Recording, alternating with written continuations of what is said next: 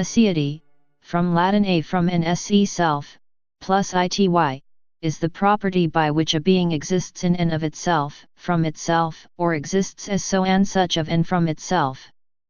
The word is often used to refer to the Christian belief that God contains within himself the cause of himself, is the first cause, or rather is simply uncaused, though many Jewish and Muslim theologians have also believed God to be independent in this way. Notions of aseity as the highest principle go back at least to Plato and have been in wide circulation since Augustine, though the use of the word aseity began only in the Middle Ages. Meaning: aseity has two aspects, one positive and one negative, absolute independence and self-existence. In its negative meaning, which emerged first in the history of thought, it affirms that God is uncaused, depending on no other being for the source of his existence. In its positive meaning, it affirms that God is completely self-sufficient, having within himself the sufficient reason for his own existence.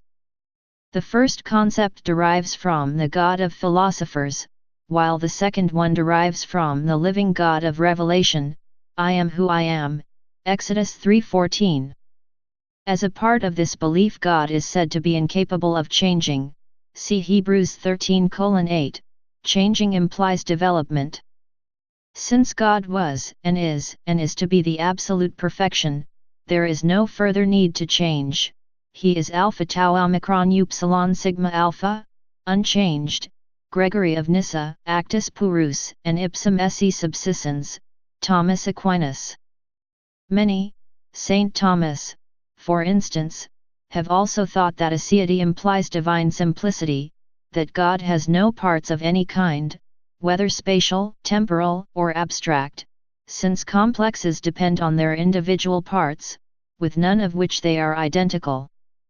Classical theists have often drawn a further implication, that God is without emotion or is impassible, because, it is said, emotion implies standing as patient, pass, to some agent, i.e., dependence.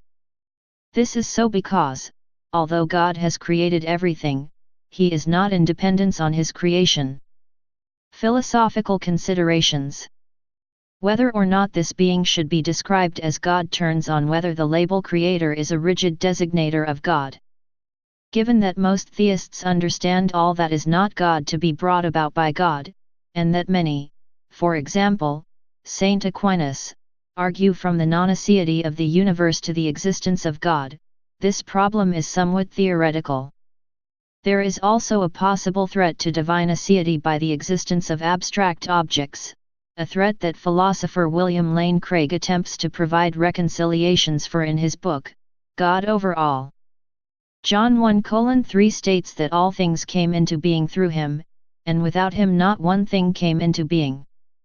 The aorist tense implies that everything that exists, other than God, came into being at some time in the past. This verse carries the weighty metaphysical implication that there are no eternal entities apart from God, eternal either in the sense of existing atemporally or of existing sempiternally. Rather, everything that exists, with the exception of God himself, is the product of temporal becoming. Aseity has also been criticized as being logically incompatible with the concept of God as a being or of God as existing.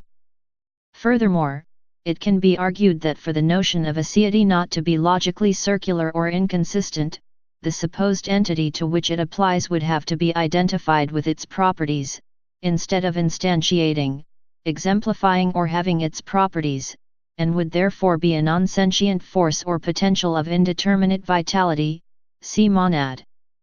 This, however, seems to contradict the notion that God is a person or a causal agent, for what person or agent can also be a property, or complex of properties. Please subscribe and thanks for watching.